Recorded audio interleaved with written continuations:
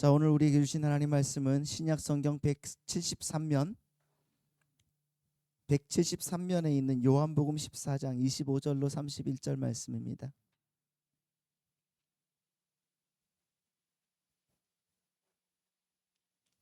요한복음 14장 25절로 31절 말씀을 제가 봉독해 드리겠습니다. 내가 아직 너희와 함께 있어서 이 말을 너희에게 하였거니와 보혜사 곧 아버지께서 내 이름으로 보내실 성령 그가 너희에게 모든 것을 가르치고 내가 너희에게 말한 모든 것을 생각나게 하리라. 평안을 너희에게 끼치노니 곧 나의 평안을 너희에게 주노라. 내가 너희에게 주는 것은 세상이 주는 것과 같지 아니하니라. 너희는 마음에 근심하지도 말고 두려워하지도 말라.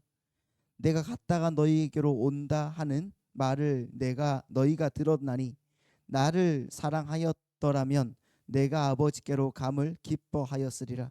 아버지는 나보다 크심이라. 이제 일이 일어나기 전에 너희에게 말한 것은 일이 일어날 때에 너희로 믿게 하려 함이라. 이후에는 내가 너희와 말을 많이 하지 아니하리니 이 세상에 임금이 오겠음이라. 그러나 그는 내게 관계할 것이 없으니 오직 내가 아버지를 사랑하는 것과 아버지께서 명하신 대로 행하는 것을 세상이 알게 하려 함이로다. 일어나라 여기를 떠나자 하시니라. 아멘. 자, 오늘 또 살아계신 주님께서 우리의 마음을 인도하시고 또 여러분의 생각과 삶을 온전하게 지배하시고 이끄심을 믿으시기 바랍니다. 우리 앞뒤좌우로 인사하겠습니다. 사랑하고 축복합니다. 자, 이렇게 인사해 볼까요? 우리 안에 계신 하나님이 세상보다 크십니다. 할렐루야. 자, 우리 안에 계신 하나님은 세상보다 크십니다. 그 세상보다 크신 하나님이 여러분의 삶을 이끄시고 지배하고 나아가실 줄 믿습니다. 아멘. 그 주님의 은혜가 우리의 삶을 인도하는 것을 여러분 보십시오. 얼마나 역동적이고 다이나믹하게 여러분 삶을 인도하시는지 모릅니다. 오늘 또 주님의 말씀대로 우리가 살지 못했던 것을 회개하고 다시 한번 주님의 은혜 안에서 성령의 불로 우리를 지져달라고 또 찬양하고 기도하고 나아가지 않습니까? 여러분의 인생 가운데 하나님 아버지께서 이끄시는 그 은혜가 여러분 날마다 풍성하게 채워지는 역사가 있기를 소망합니다. 아멘. 우리가 지난주에 이제 우리가 그 14장 15절 이하의 말씀, 그러니까 15절부터 24절 말씀이었죠.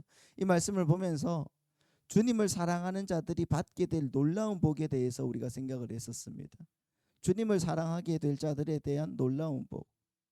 여러분, 주님을 사랑하는 자들이 어떤 복을 받습니까? 어떤 복을 받죠? 그 놀라운 복이 뭡니까? 직장에서 승진하고 승승장구하는 겁니까? 아니면 내 사업장이 날마다 커지는 겁니까? 아니면 내가 원하는 만큼 돈을 버는 겁니까? 아니면 내 자식들이 잘 되는 겁니까? 세상은 그걸 복이라고 하죠. 그렇잖아요. 세상은 그걸 복이라고 하고 세상은 그걸 위해서 살아갑니다. 그거에 마음을 두게 하고 또한 그것에 우리의 인생을 다 쏟아놓고 살지만은 여러분, 주님의 은혜가 지배하는 믿음의 백성들의 그 놀라운 복이라는 것은 바로 다른 게 아니에요. 다른 게 아니라 보혜사, 또 다른 보혜사, 성령님에 대한 약속이었단 말입니다. 여러분, 우리의 복은 성령이 나와 함께 하심을 믿어지는 겁니다. 아멘. 주님은 너희가 나를 사랑하면 나의 계명을 지키리라고 하셨죠. 여러분, 성령이 내 안에서 계시면은 나는 누가 말하지 않아도 주님의 계명을 지킬 수밖에 없는 사람이 되는 겁니다. 그렇지 않습니까? 우리의 도덕적 노력이나 의지가 아니라 주님을 향한 사랑이 계명을 지키는 유일한 동기가 되는 거예요. 그게 뭐예요? 성령께서 임하셔서 역사하시는 그 과정이거든요. 그리고 주님은 믿는 자들을 고아와 같이 버려둔다, 안 버려둔다? 버려두지 않는다. 우리를 고아와 같이 버려두지 않으시고 성령님을 통해서 우리 가운데 친히 찾아와서 거하시겠다고 약속하고 계신단 말입니다. 그러니까 여러분, 성령이 임한 성도들은 성도들은 삼위일체 하나님의 그 신비로운 연합 속에 들어가게 되는 것이고 세상이 알 수도 없고 볼 수도 없는 영적인 생명을 누리게 된다는 것입니다. 이 은혜는요, 단순히 어떤 감정적인 위로가 아니에요. 여러분들에게 우리가 이렇게 살아갈 수 있습니다는 어떤 감정적인 위로가 아니라 하나님의 그 주권적인 작정과 선택 속에서 그리스도의 대속으로 말미암아 우리에게 실제화된 영적인 현실이라는 것을 믿으시기 바랍니다. 이게 여러분 우리의 현실인 거예요. 세상 사람들은 알 수 없고 바라지도 않는 그 모든 것들이 우리에게는 현실이 되어 가고 있는 겁니다. 특히 이제는 오늘 본문을 봅시다. 오늘 본문을 이해하기 위해서는 이 요한복음 14장의 전체적인 구조를 알아야 되는 겁니다. 이 요한복음 14장의 전체를 관통하는 문학적인 기법이 뭐라고 했어요? 샌드위치 구조예요. 샌드위치 구조. 이 샌드위치 구조라는 게 인클레시오라고 말하는 건데 이게 뭐냐고 하면은 지난주에 우리가 한번 봤죠. 그 요한복음 14장 15절과 21절 사이에 샌드위치 구조 한번 보여주시겠습니까? 이걸 봤어요. 자, 여기에서 15절과 나를 사랑하는 자는 나를 사랑하면 나의 계명을 지키리라. 나를 계명을 지키면 나를 사랑하는 자다. 여기에서 이 빵에 해당하는 15절과 21절 사이에 있는 내용이 진짜라고 했습니다. 그렇죠? 그 내용이 뭐라고 했어요? 성령님이라고 했죠. 성령님. 그런데 오늘 이 14장을 관통하는 이 문학적인 기법의 이 샌드위치 구조가 또 한 번이 더 등장하는데 이게 어디서 등장하는가?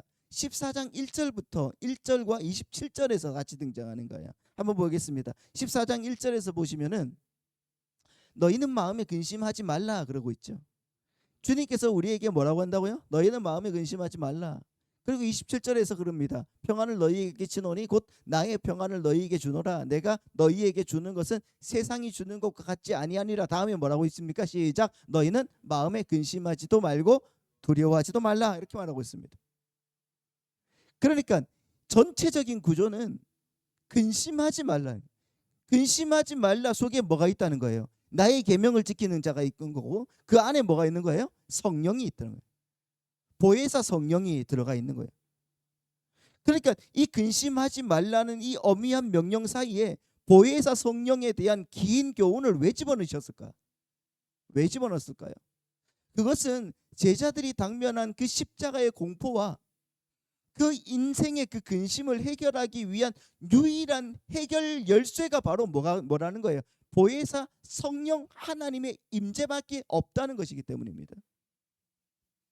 그래서 오늘 본문을 요약을 하면요, 그 보혜사 성령님이 구체적으로 우리 안에 어떻게 일을 하시는지, 그리고 십자가를 앞두고 두려워하는 제자들에게 주님이 남겨주신 그 본질적인 선물인 나의 평안이라는 것이, 그러니까 예수님의 평안이 무엇인지를 오늘 우리에게 보여주는 것입니다. 그리고 마지막으로 그 주님의 평안을 맛본 자들은 어떤 길을 가야 되는지 오늘 말씀을 통해서 우리에게 말씀하시는데, 여러분 오늘 그 사랑을, 주님의 그 사랑을 깨닫는 이 시간이 되기를 예수님의 이름으로 축복합니다. 그럼 먼저 25절부터 26절 말씀을 보시면은 주님은 제자들에게 보혜사 성령님께서 조금 더 구체적으로 무슨 일을 하시는지에 대해서 말씀해 주고 계세요. 계속적으로 이제 보혜사 성령님께서 어떤 일을 하시는지에 대해서 이제부터는 16장부터는 계속적으로 쭉 나와요. 그런데 오늘 본문에서 또한 주님께서 성령님이 구체적으로 무슨 일을 하시는지에 대해서 말씀하고 계시는데 한번 보시겠습니다. 25절 26절 말씀 같이 시작. 내가 아직 너희와 함께 있어서 이 말을 너희에게 하겠거니와 보혜사 곧 아버지께서 내 이름으로 보내실 성령 그가 너희에게 모든 것을 가르치고 내가 너희에게 말한 모든 것을 생각나게 하시리라. 이렇게 말하고 있습니다. 그러니까 보십시오, 여러분.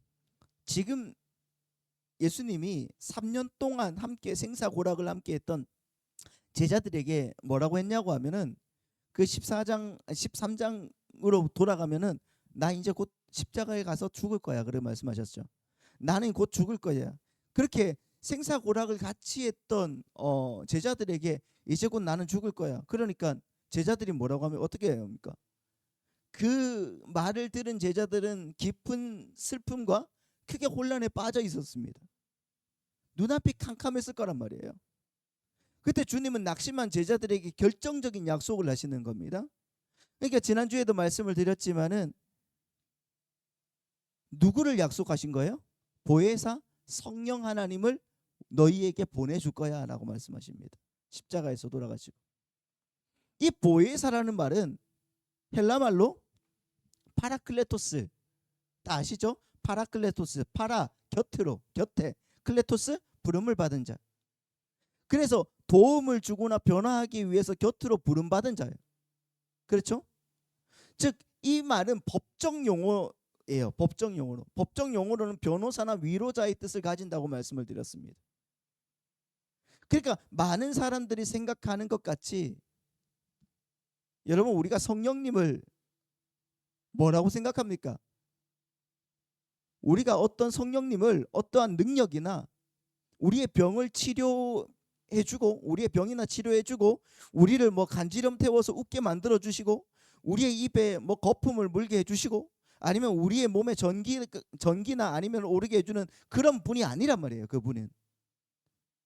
그렇잖아요. 우리가 자꾸 오해하는 것이 바로 그런 분이라고 생각해서 오해하는 겁니다. 그런 분이 아니라 우리 성령님은 단순한 신비한 힘이 아니라 우리 곁에 계시고 우리의 연약함을 변호해 주시고 진리를 깨닫도록 도우시는 인격적인 하나님이라고 말씀을 드렸죠. 그렇죠?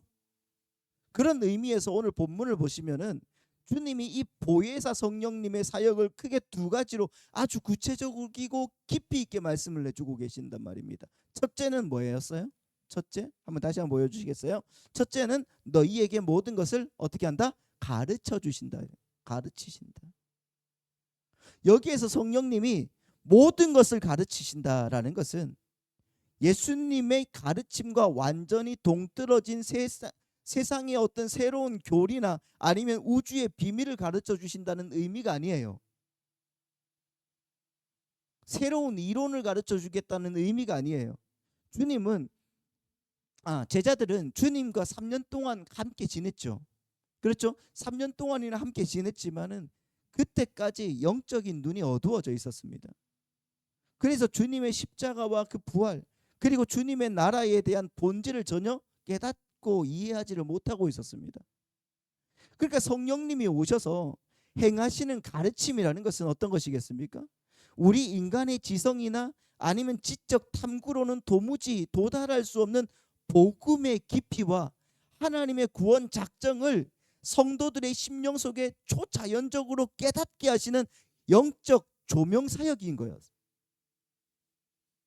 여러분 성령의 가르치심이 임할 때 비로소 우리는 그리스도가 누구인지 예수 그리스도가 누구인지 하나님이 누구신지 그분이 왜 죽으셔야 했는가가 지식이 아닌 영적 생명으로 얻어지게 되는 거란 말이에요.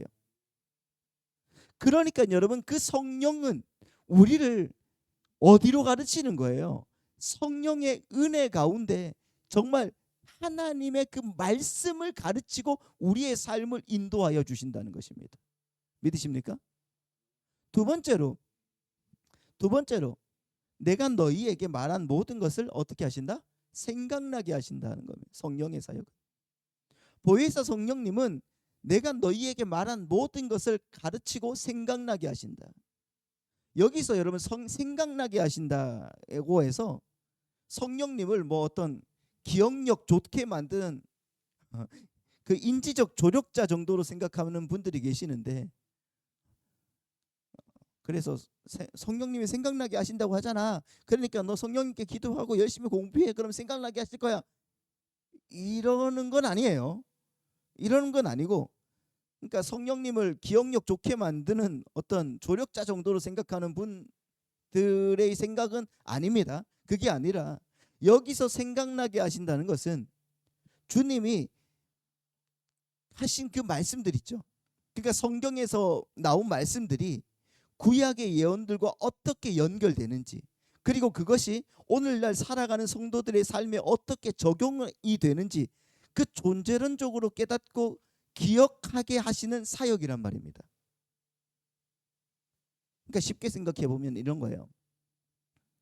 여러분 구약 성경에 그 이사야 53장 5절 말씀, 우리가 잘 아는 말씀이잖아요. 한번 보시겠습니까? 그 이사야 53장 5절 말씀 보면 이렇게 나와 있습니다. 다 같이 하고 시작. 그가 찔림은 우리의 허물 때문이요 그가 상함은 우리의 죄악 때문이라. 그가 징계를 받음으로 우리는 평화를 누리고 그가 채찍에 맞음으로 우리는 나음을 받았도다. 이렇게 말하고 있죠. 여러분 제자들은 예수님이 채찍을 맞으시고 고난 당하실 때 그때 어떻게 했습니까? 아, 예수님이 진짜 하나님이시구나 믿었습니까? 아니에요. 예수님이 채찍에 맞으시고 고난 당하시고 십자가에서 달려 죽으실 때까지 두려워서 어떻게 합니까? 숨어 있었어요. 도망가 있었단 말이에요. 이 말씀의 참 뜻을 알지 못했습니다. 그저 비참한 실패라고만 생각했는 거예요. 예수님이 죽으심이. 그러나 오순절날 성령님이 임하셨을 때 성령님은 제자들에게 주님이 그 말씀하셨던 그 말씀들과 이사야 53장 그러니까 이사야의 예언을 동시에 떠올리게 하시는 거예요. 그렇죠? 아, 우리 주님이 채찍에 맞으신 것이 그리고 주님이 십자가에서 찔리신 것이 바로 내 허물과 죄악 때문이었구나. 그분이 징계를 받으심으로 오늘 주님이 약속하신 참된 평화가 우리에게 임한 것이구나. 그것을 존재론적으로 깨닫게 하신 것이란 말입니다. 아멘. 그러면 그것이 오늘을 살아가는 우리에게 어떻게 적용이 되겠어요? 어떻게 해요? 우리는 고난을 당할 때, 사탄이 우리를 정죄할 때, 내 안에 숨겨진 죄악이 나를 막 누를 때 우리 스스로는 하나님의 약속을 기억해내지 못합니다. 그렇잖아요. 우리의 힘으로는 그게 안 돼요. 겉으로는 멀쩡해 보여도 속으로는 진짜 하나님 과연 계시는가? 하나님 진짜 내 삶을 인도하시나? 나 버림받은 것 아닌가? 이렇게 불안해한단 말입니다. 아닙니까? 아닌 것처럼 그렇게 계시지 말고요. 정말 그래요. 바로 그때 성령님께서 우리 마음에 개입하여 주셔서 구약의 그 약속과 그 예수 그리스도가 이루신 그 대속의 말씀을 떠올리게 하신다는 거예요. 그리스도가 이미 너의 죄를 위해서 찔리셨다. 하나님이 너를 결코 버리지 않으신다. 이 말씀을 기억하게 하시고 생각나게 하시고 이 말씀 앞에 우리의 그 요동치는 감정을 굴복하게 만드시는 거예요. 여러분 성령의 모든 사역은 이처럼 철저하게 구약을 성취하신 예수 그리스도 중심적이라는 것을 늘 생각하게 만드신다는 것입니다. 생각을 해보십시오. 흔히 하는 말로 여러분 지금 이 사회가 정보의 홍수 속에 살고 있지 않습니까? 우리가 이 사회에서 그렇잖아요. 지금 예전에는 막 이제 그 인터넷 검색했잖아요. 검색 엔진 그 네이버나 아니면은 뭐 구글이나 이런 걸 돌려서 검색했다고 하면은 지금은 이제 AI 인공지능이 나와 있잖아요. 이런 게 여러분 엄청나게 발달하면서 이제는 손가락 몇 번만 딱딱딱딱 누르면은 그 엄청나고 방대한 지식과 정보를 얻을 수 있는 시대가 왔단 말입니다. 이 시대가 그런 시대죠. 하지만 정말 이상하고 역설적이게도 그것들이 사람들의 삶의 그 방향을 올바르게 바꾸냐는 거예요. 올바르게 바꿉니까? 아니라는 거예요. 오히려 그것들이 더 사람들을 방황하게 만들더라는 겁니다. 왜 그렇습니까? 왜 그래요? 지금 세상에 지식은 넘쳐납니다. 엄청난 지식과 방대한 것들이 우리의 삶을 지금 계속적으로 돌고 있다니까요. 그러나 지식은 지금 넘쳐나는데 우리의 영혼을 살리는 진리가 없어요. 진리를 가르쳐 주지 못합니다. AI가. 그러니까 여러분 세상의 지식은 우리의 겉모습을 바꿀 수는 있어요. 하지만 보혜사 성령님께서 가르치고 생각나게 하시는 예수님의 말씀은 우리의 존재 자체를 뒤바꾼다는 것을 여러분 믿으시기 바랍니다. 그 안에서 우리의 육적인 자아가 완전하게 부서지고 오직 예수 그리스도의 그 십자가 공로만을 의지하게 만드는 분이 바로 성령 하나님이시더라. 여러분, 매일의 삶 속에서 내 생각과 감정이 아닌 성령께서 가르치고 생각나게 하시는 그리스도의 말씀을 늘 붙드시고 나아가는 우리 성도님들 되시기를 예수님의 이름으로 축복합니다. 그러면 그렇게 성령님의 가르치고 생각나게 하시는 그 은혜 안에서 우리 성도들은 필연적으로 뭘 얻게 되는 건가? 우리는 필연적으로 뭘 얻게 될까요? 성령님께서 우리와 함께 계시면 우리는 필연적으로 뭘 얻게 되는가? 27절입니다. 27절 같이요. 시작. 평안을 너희에게 끼치노니 곧 나의 평안을 너희에게.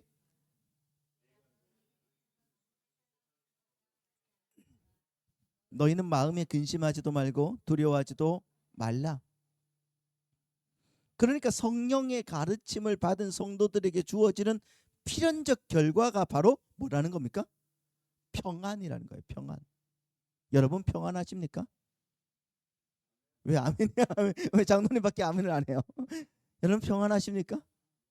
오늘 또 여러분 교회에 오면서 평안하셨습니까? 아멘. 우리 장로님들과 권사님들밖에 안 하는 것 같아요. 젊으면 젊을수록 더 이게 또 가야 되나? 더워 죽겠는데, 힘들어 죽겠는데. 내 마음의 평안이 있어요? 진짜?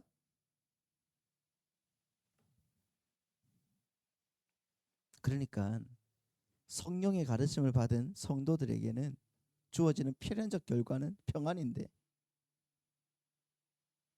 이 평안은 주님이 말씀하시죠. 뭐라고 합니까? 내가 주는 평안은 세상과 같지 아니하다는 거죠. 세상과 같지 않하다. 여기서 평안이라는 말을 헬라어로 말하면 에이레네라는 말이에요. 에이레네라는 말인데, 이 말은 구약의 히브리어로 샬롬이라는 말과 똑같습니다. 에이레네, 샬롬이라는 말. 이 에이레네라는 말, 그러니까 평안이라는 말은 단순히 성경에서 나오는 평안입니다. 평안이라면 단순히 어떤 심리적인 안정감이나 아니면 전쟁이나 갈등 같은 것이 없이 외적인 상태만을 의미하는 것이 아니에요. 그러니까 우리가 그 국어사전에서의 내용처럼 평안, 그러니까 평강이라는 것을 싸움이 없고 다툼이 없고 그냥 편안한 상태를 평안이라고 생각을 하였다고 하면은, 성경이 말하는 평안이라는 것은 그 정도가 아니라 이 말은 이거예요. 원수지간이었어요. 원수지간으로 있던 사람들이 말이에요. 그 원수지간이 이제 화해를 했어. 화해를 해도 약간 대면할 수도 있잖아요. 근데 그 대면까지 다 없어지는 거예요. 그러니까 화해를 하고 서로 부둥켜 안아서 이제는 그 부둥켜 안은 팔이 놓이지 않는 상태까지, 내려가지 않는 상태까지, 이것이 바로 성경이 말하는 평안이란 말입니다. 그냥 뭐 원수지간으로 있으면서 아무 일 없으면 그걸 평화라고 하지 않습니까? 요즘에는. 그래서 남과 북이 지금 평화의 상태에 있다, 휴전의 상태에 있다 하지만은 평화의 상태에 있다라고 말하는데, 그러는 게 아니라 완전히 화해하고 둘이 부둥켜 안아서 이제는 이 팔이 안 떨어지는 거야. 안 떨어지는 거. 그게 평안이에요. 그러니까 이런 평안이라는 것은 나 혼자만 할 수 있는 것이 아니라는 거예요. 내 옆에 누군가가 무조건 있어야 되는 거야. 그걸 에이레네, 평안이라고 하는 거예요. 그리고 그로 말미암아 우리 마음속에 주어지는 그 잔잔함, 그걸 성경이 평안이라고 말한단 말입니다. 그러니까 주님이 말씀하시는 평안은 환경이 좋아서 찾아오는 평안이 아닙니다. 환경이 좋으면 누구나 다 좋죠. 평안하죠. 그러나 여러분, 그거는 편안이라고 말하는 거지 평안이라고 말하는 게 아니에요. 생각을 해보시죠. 주님은 이제 곧 몇 시간 후면은 체포되셔서 십자가에서 온갖 수치와 고통을 당할 것이고 죽어야 됩니다. 그런 입에서 여러분 인간적으로 보면은 가장 불안하고 처절한 상황이 바로 예수님의 상황이에요.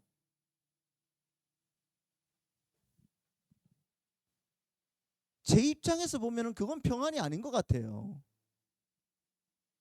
근데 주님은 그것을 뭐라고 하는가? 나의 평안이라고 부르십니다. 나의 평안. 왜 주님이 이걸 나의 평안이라고 하시는가? 여러분, 평안은 아들이 아버지 하나님의 절대적인 주권과 그 사랑을 완전히 신뢰하면서 나오는 평안이기 때문입니다. 그리고 그 영원한 작정과 섭리 속에서 반드시 성취될 구원의 승리를 바라보는 평안이기 때문에 예수님이 나의 평안이라고 부르는 거예요. 반면에 여러분, 세상이 주는 평안은 어떻습니까? 세상은 조건적이고 가변적입니다. 내가 내 은행의 잔고가 말라 있으면 평안합니까? 은행의 잔고가 든든할 때 내가 병들어서 있으면 여러분 평안합니까? 여러분 건강할 때 평안해요. 자녀들이 속 썩이면 평안합니까? 자녀들이 말 잘 듣고 그 일들이 잘 풀릴 때 평안합니다. 내 진행할 일들이 내 뜻대로 잘 진행될 때 평안하죠. 그때 느끼는, 잠시 느끼는 그 안도감을 세상은 평안이라고 말하죠. 많은 현대인들이 이 세상에 치여서 얼마나 많은 불안장애와 공황장애와 우울증에 시달리고 있습니까?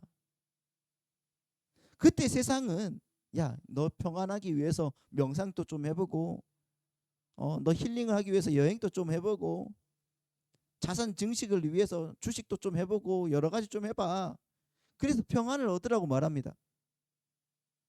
그래서 여러분 주식 차트를 보면서 안도감을 느끼고 부동산 가격이 오르는 것을 보면서 평안을 얻으려고 하지요. 아니라고요? 자식이 잘 되는 것을 보면서 야, 괜찮네. 그런다고요. 그러나 이것은 진짜 평안이 아니란 말입니다. 오히려 그것으로 인해서 더 큰 중독과 불안을 낳을 뿐이란 말입니다. 주식 차트가 이만큼 올라갔는데 예전에도 한번 말씀드렸는데 우리 아들이 주식을 약간 이제 좀 샀어요. 이제 샀어요. 사서 이제 그걸 가지고 이제 조금 불렸단 말입니다. 그래서 이제 뭐 삼성전자 같은 경우는 이제 몇십 퍼센트 몇십 퍼센트 올랐어요. 올랐는데 얘 군대 갔잖아요. 군대 가서 이제 일주일에 한 번씩 전화가 와요. 전화가 오는데 그때 이제 전화를 줘요. 걔한테 이제 군대 요즘에 너무 좋아요. 이제 휴대전화를 줍니다. 인터넷을 하게 만들어준단 말이에요. 전화를 주는데 그걸 받나 봐. 근데 지금 막 떨어졌대. 얼마나 떨어졌는데? 얼마 안 떨어졌거든요. 제가 보기에는 한 10몇 퍼센트 떨어졌는데 쟤는 지금 지금 한 100% 먹어놓고 10몇 퍼센트 떨어졌다고 그걸 가지고 아빠 너무 많이 떨어져가지고 나 불안하다. 군대에서요 지금 그러고 있어요, 여러분. 말이 되냐고요, 여러분. 여러분 올라갈 때는 엄청 좋았겠지. 그러나 심한 조정이 올 때는 이게 너무 불안하고 힘든 거예요. 그런 상태가 바로 우리 상태란 말입니다. 내가 잘 나갈 때는 너무나 기분 좋죠. 서울대 갈 때는 너무나 감사하죠. 그러나 서울대 가서 직장이 안 되고 막 하는 일이 막 안 되면 또 불안하잖아요. 그 평안입니까?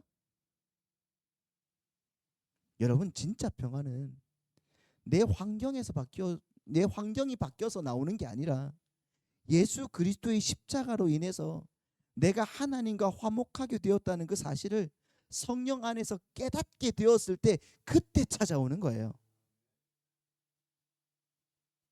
그건 제가 하는 말이 아니라 헤르만 바빙크 교수가 하는 말이에요.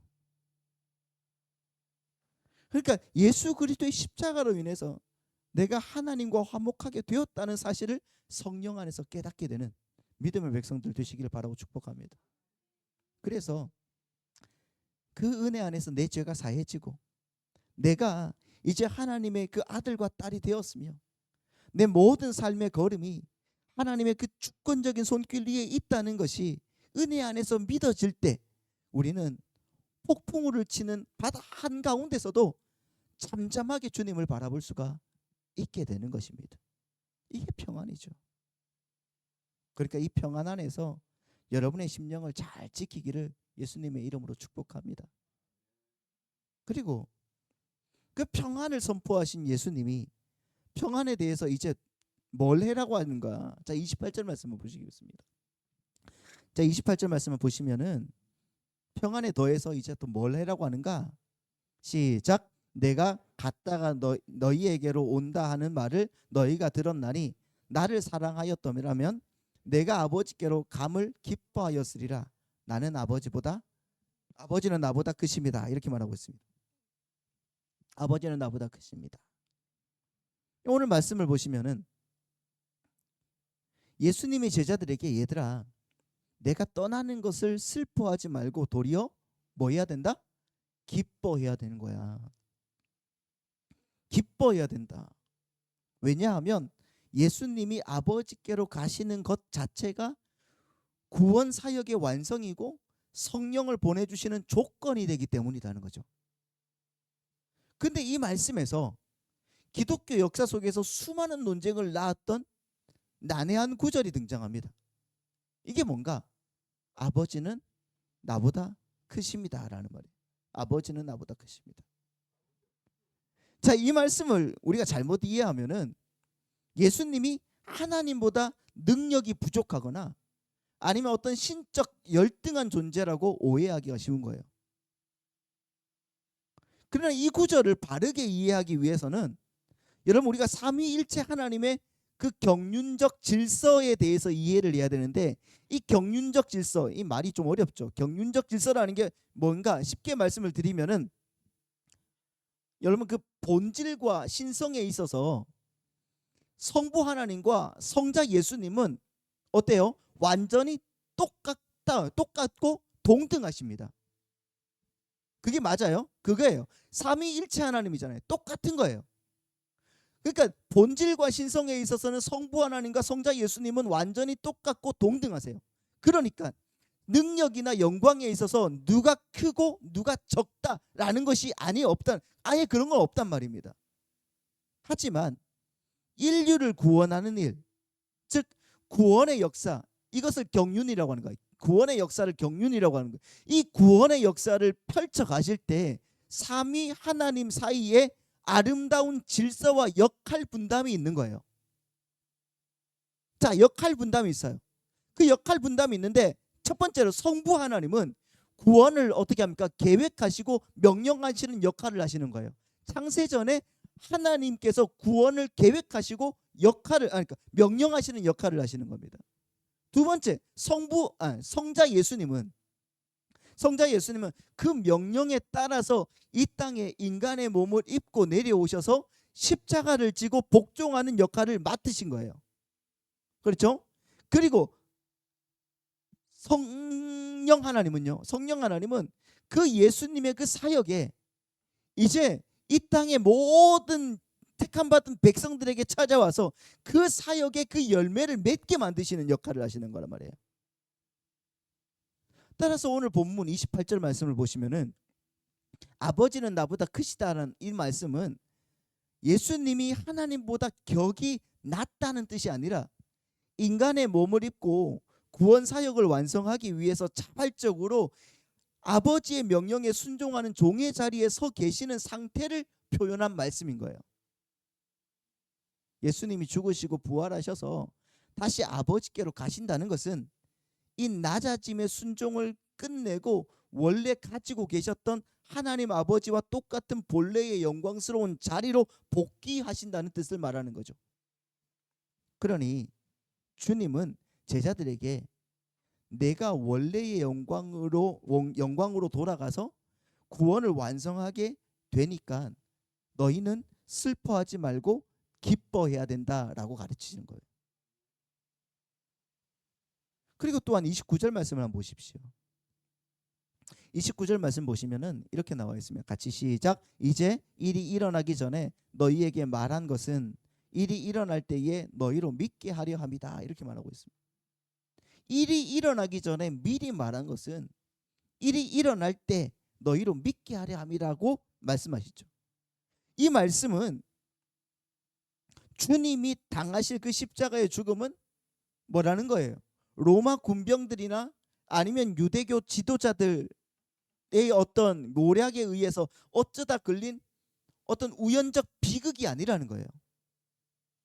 그것은 창세 전에 이미 삼위 하나님 사이에서 맺어진 구원 협약이고 하나님의 철저한 주권적 작정과 그 섭리 속에서 한치의 오차도 없이 진행되는 필연적인 사건이라는 것을 우리에게 말씀해 주는 거예요.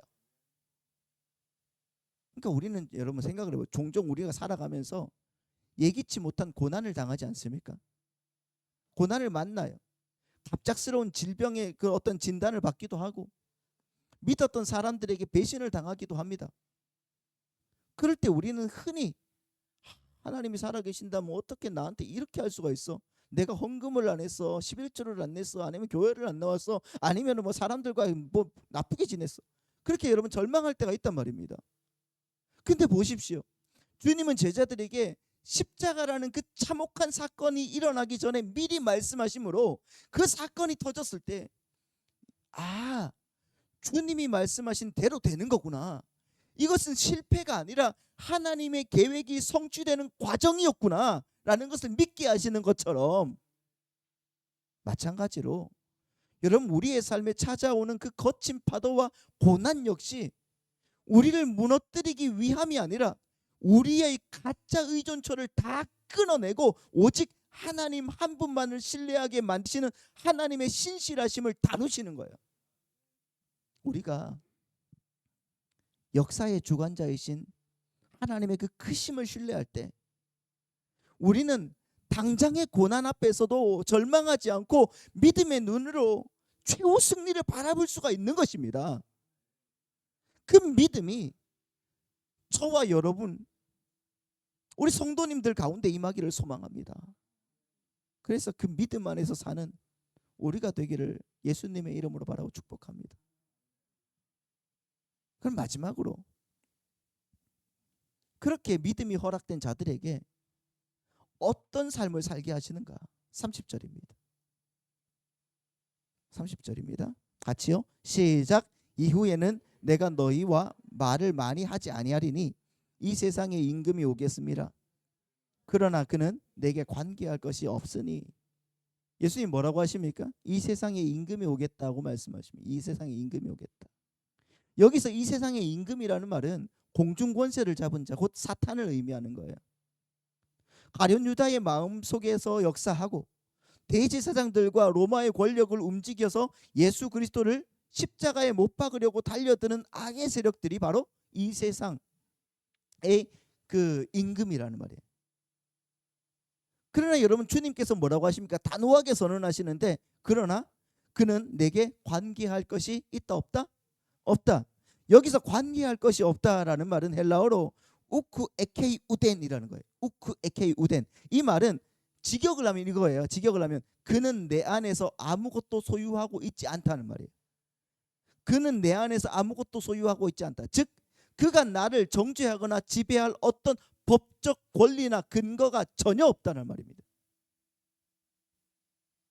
왜 사탄이 예수님께 아무런 권리도 주장하지 못하는 겁니까? 왜요? 여러분 예수님은 죄가 전혀 없으신 거룩한 분이시기 때문입니다.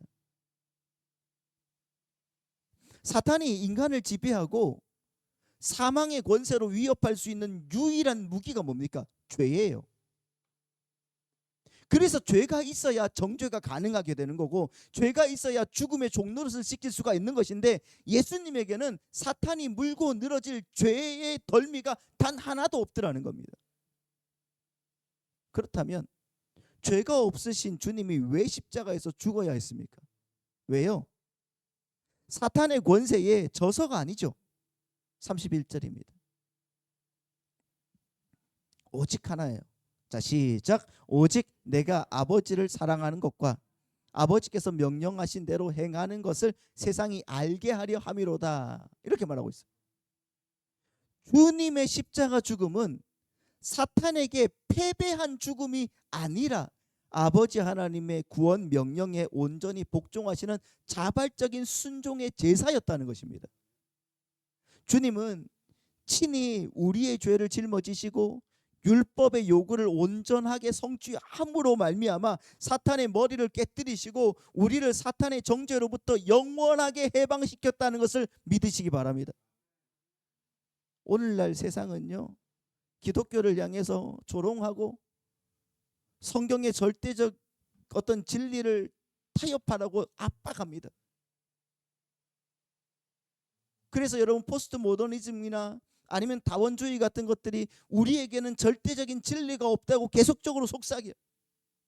그러나 여러분, 이 역사 속에서 참된 신앙을 가졌던 우리 믿음의 선배들은 세상의 타협과 압박 속에서도 그리스도의 유일성과 승리를 확신하면서 그 믿음을 변증하면서 살아왔다는 것입니다.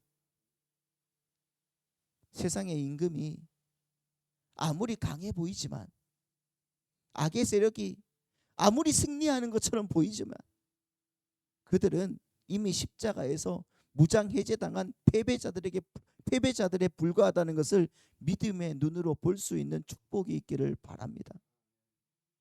그리고 주님이 마지막으로 말씀하세요. 31절 말씀 보겠습니다. 시작. 오직 내가 아버지를 사랑하는 것과 아버지께서 명하신 대로 행하는 것을 세상이 알게 하려 함이로라. 일어나라, 여기를 떠나자 하시니라. 여기서 뭐라고? 일어나자, 여기를 떠나자. 주님께서 말씀하시죠.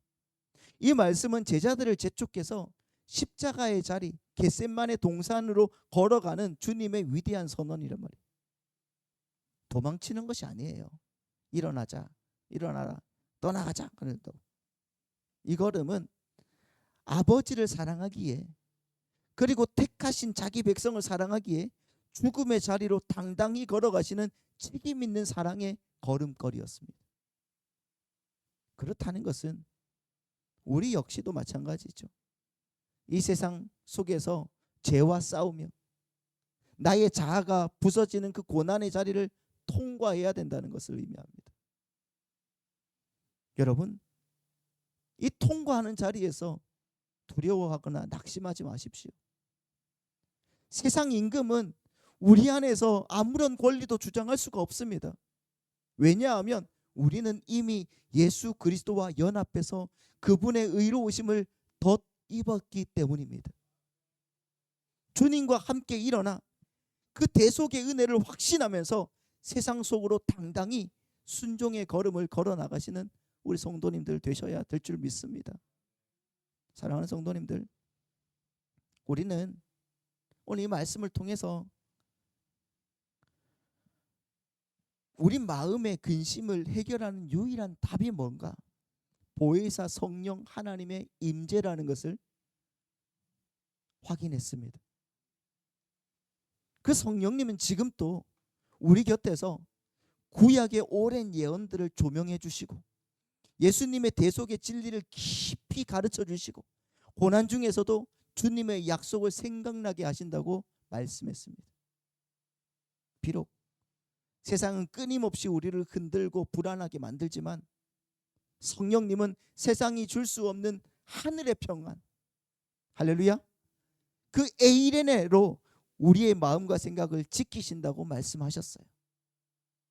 그러니까 여러분, 저와 여러분은 나의 어떠함이 아니라 하나님의 전적인 주권과 예수 그리스도의 그 완벽한 대속의 공로만을 의지하기를 소망합니다. 그래서 주님께서 31절에서 하신 일어나라, 여기를 떠나자 하신 그 주님의 음성을 따라서 오늘 또 여러분 세상의 유혹과 두려움을 이기고 믿음의 선한 싸움을 계속 싸워서 승리하시는 복된 군자 하늘비전교회 성도님들 다 되시기를 예수님의 이름으로 축원합니다.